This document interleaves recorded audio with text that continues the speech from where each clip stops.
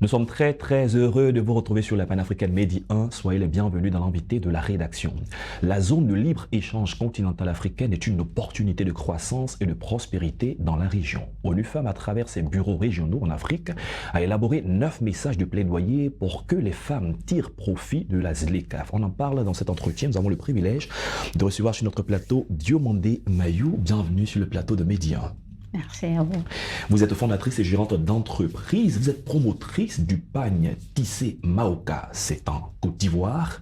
Avec vous, nous allons parler d'entrepreneuriat et avoir votre sentiment, votre regard sur la ZLECAf. Alors vous, en tant que femme chef d'entreprise, comment est-ce que vous percevez la ZLECAf, au-delà de la définition simplement? Je perçois la ZLECAf un peu comme une grande opportunité. Grande opportunité. Pour les femmes, pour les entrepreneurs en général. Pourquoi? Parce que c'est un grand marché qui s'ouvre à nous. Désormais, ce sera, je pense, 44 pays où tu pourras commercialiser tes produits, où tu pourras entrer sans barrière douanière. Et donc... Mais c'est vrai, vous l'avez dit, c'est une opportunité.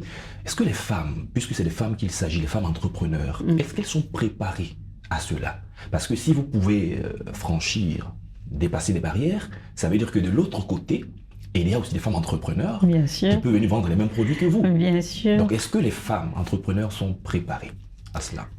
Je pense que les femmes entrepreneurs sont en train d'être préparées à rentrer dans ce marché-là, parce qu'il y a plusieurs initiatives au niveau du ministère du Commerce, au niveau même de la ZLECAf, sur des formations pour préparer même à l'entrée des femmes dans la zone.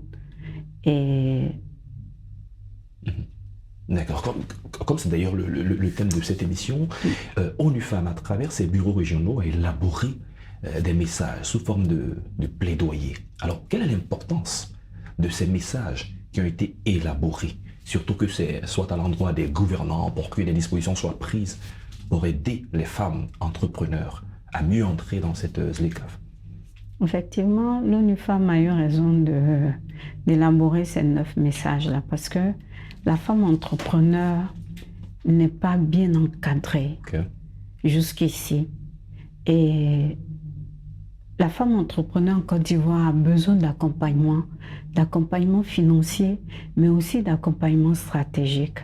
Aujourd'hui, l'accès au crédit est toujours difficile avec les banques.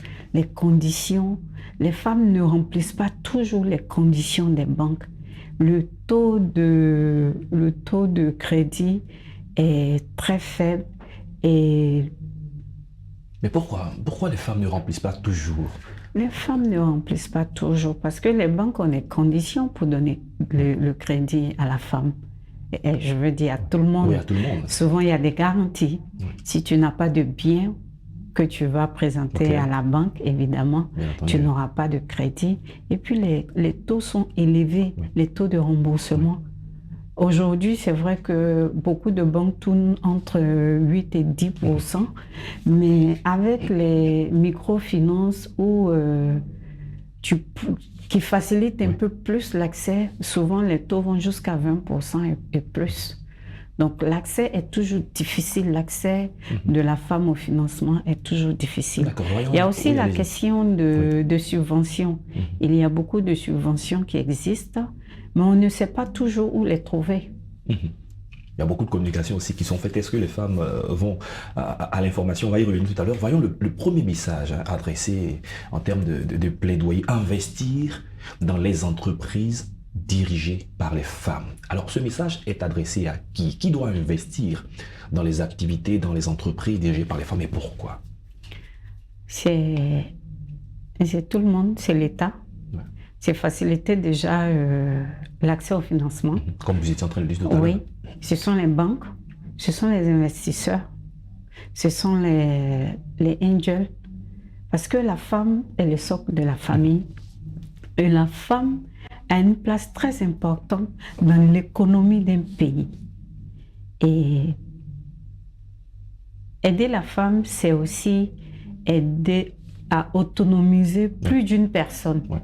et puis à régler les questions de stéréotypes qui disent que il y a des inégalités voilà, entre la femme et l'homme, que nous-mêmes on a créé et que on s'efforce à planir aujourd'hui. Et là, beaucoup de femmes ne savent pas, par exemple, que l'entrepreneuriat doit être soutenu. La formation, il y a beaucoup de formations, il y a beaucoup de programmes de formation, mais souvent elles ne sont pas informées. Pourquoi? Parce que ce n'est pas suffisamment vulgarisé. Et l'État prend beaucoup de mesures pour accompagner les entrepreneurs, mais elles ne savent pas, ces actions ne les touchent pas. Pourquoi? Bon, c'est pour ça que nous sommes en train de changer. L'un des messages, au nombre de ces 9 messages, le 4e parle d'accès au marché. Une chose est de créer une entreprise aujourd'hui avec les guichets uniques. Aujourd'hui, c'est facile. En quelques semaines, facilement, on a tous les documents. Mais l'accès au marché est un problème. Au niveau des femmes, pourquoi est-ce que l'ONU Femmes demande à ce qu'on puisse aussi aider les femmes à pouvoir avoir accès au marché? Tout à l'heure, je vous ai dit que quand tu es entrepreneur, il y a 2 choses qu'il te faut nécessairement. Il te faut un accompagnement financier, mais aussi il te faut un accompagnement stratégique. Et dans l'accompagnement stratégique, tu as la formation pour te donner déjà une vision sur ton entreprise. Et lorsque tu as la vision, pour la mise en œuvre, il te faut le réseau. C'est quoi? Tu produis, à qui tu dois vendre?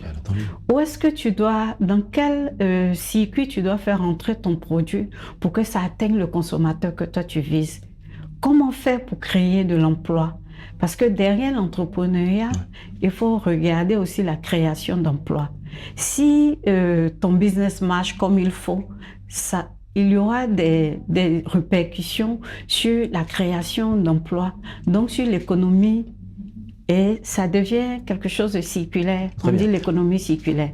Donc ça tourne. Et en cette matière-là, on pourra dire que vous êtes un exemple dans la mesure où, dans un magazine de la place, dans un concept de origine, donc originalité, vous avez été mise en avant. Qu'est-ce qui a prévalu pour que vous soyez présenté comme un modèle à toutes ces femmes entreprenantes ou entrepreneurs? Oui, je dis merci déjà à la ZLECAf de m'avoir mis en avant concernant mon activité. Nous sommes dans le textile, et nous nous approvisionnons localement. Donc en matière première, sur place. Sur place. Et nous utilisons la main-d'œuvre locale, et spécialement des femmes pour faire ce travail-là. Et c'est la raison principale pour laquelle ils ont appelé l'élément Origigi, parce que c'est fait par nous-mêmes. Et l'origine même du produit que nous faisons, c'est ancestral. Donc c'est un art ancestral. Et mettre ça en avant avec des femmes, c'est encore plus... Très bien. Alors, nous allons terminer par cette question. Hors antenne, on échangeait. Vous avez 6 années d'expérience en tant que femme entrepreneur. Il y en a qui ont plus d'années, il y en a d'autres qui ont moins que vous. En termes de renforcement des capacités des femmes qui sont dans l'entrepreneuriat, qui sont chefs d'entreprise, quels sont les aspects clés qui doivent être mis en avant? Il y a les questions de marketing, donc la présentation de ton produit, les process de fabrication, parce que tu sais dans ta tête comment tu produis ton produit, mais il n'y a pas de structuration. Il faut que ce soit clairement écrit que pour produire ce verre-là, voilà tout ce qu'il y a à faire, les étapes à suivre pour produire le verre, de sorte à automatiser la production de ton bien ou de ton service. Il y a aussi la vente, la distribution, le réseau. On revient encore au réseau.